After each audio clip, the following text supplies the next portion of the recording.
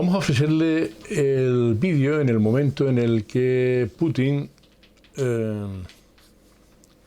lanza la amenaza de poner en alerta a las fuerzas estratégicas nucleares de Rusia. El vídeo, desde luego, no tiene desperdicio, porque está hablando Putin de esto, tiene a su derecha a dos generales rusos, y les ruego que observen la cara de los dos generales cuando da la orden de decirle al ejército que pongan en alerta máxima a esas fuerzas estratégicas nucleares rusas. Esto lo hizo Putin el domingo, y lo hizo en respuesta a las medidas que había tomado la Unión Europea, Estados Unidos, Canadá y Japón respecto de retirarles el código SWIFT de los bancos, y lo que eso va a complicar un poco, solo un poco, la economía rusa. Ahora les explico por qué. La pregunta es,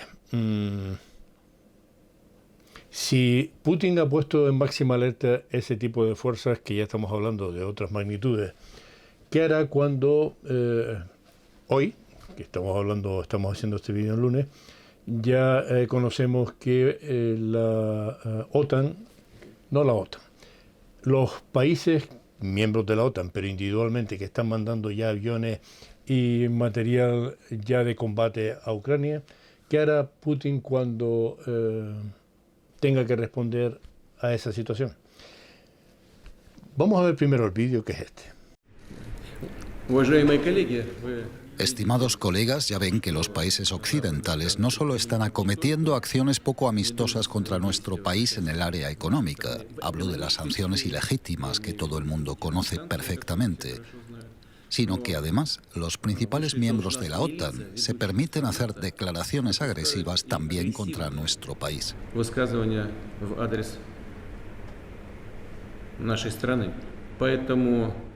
Es por eso que ordeno al ministro de Defensa y al jefe del Estado Mayor que pongan a las fuerzas de disuasión del ejército ruso en alerta máxima de combate.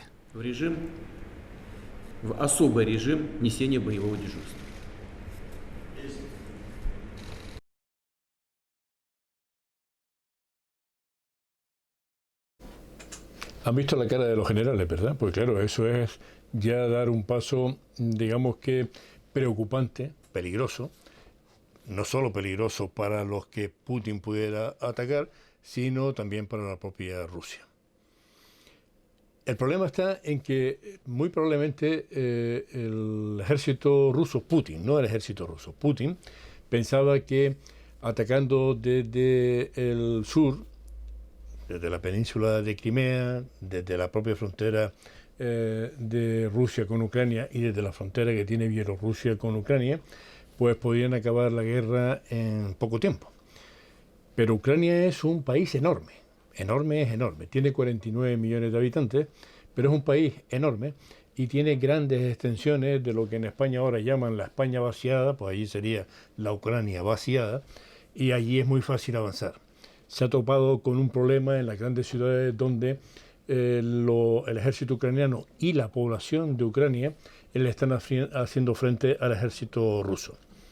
Y salvo que el ejército ruso tomase la iniciativa de arrasar las ciudades, es decir, arrasar también a la población civil, esta guerra puede perderla Putin. Y la puede perder porque se habrá topado con una resistencia con la que probablemente no contaba. Y entonces, si pasan días, puede haber serios problemas para el propio ejército, que además ya hemos visto que tiene serios problemas de logística respecto de ver tanques en la cuneta sin combustible, de ver al propio parte del ejército que no tiene víveres y entonces tienen que saquear las despensas de los ciudadanos que están cercanos a donde ellos se encuentran. Es decir, como quiera que los ucranianos son rusos, es decir, son lo mismo, son primos hermanos.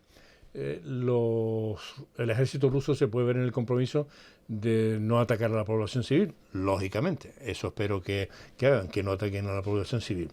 Y si eso se atasca, en este momento que estamos haciendo este vídeo, están reunidos en la frontera de Ucrania con Bielorrusia tratando de llegar a un acuerdo, que cualquiera que sea el acuerdo es malo para Putin, porque en el supuesto límite que las regiones del este prorrusas consiguieran la independencia, que está por ver si esto sería así, el ejército ruso habría fracasado, un formidable ejército, habría fracasado en lo que es la guerra convencional.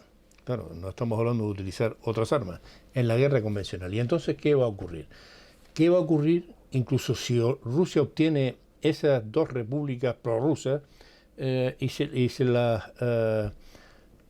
considera independientes o se las vincule ya directamente a lo que es el territorio ruso? De cualquier forma, la economía rusa va a sufrir de forma espectacular. Es verdad que detrás está China.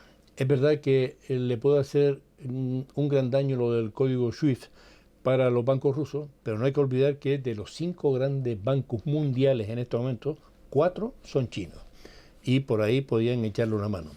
Pero por otra parte, según oigo, no soy ningún experto ni pretendo dármela, ¿no? Pero por otra parte, el asunto es que el rublo está cayendo de forma también espectacular y no me imagino a China comprando rublos para mantener la economía rusa. En fin, se producen muchas incógnitas con lo que está pasando en Ucrania, con lo que está pasando con el ataque ruso, que ya veremos en qué condiciones va a dejar el mundo a partir de ahora. Es complicado, ¿verdad? Porque fueran las que fueran los intereses rusos, fueran los que fueran los intereses de Ucrania, fueran los que fueran los intereses de la OTAN, todo el mundo pierde aquí. Aquí pierde todo el mundo. Y a lo mejor tenemos enfrente un futuro cercano más que complicado.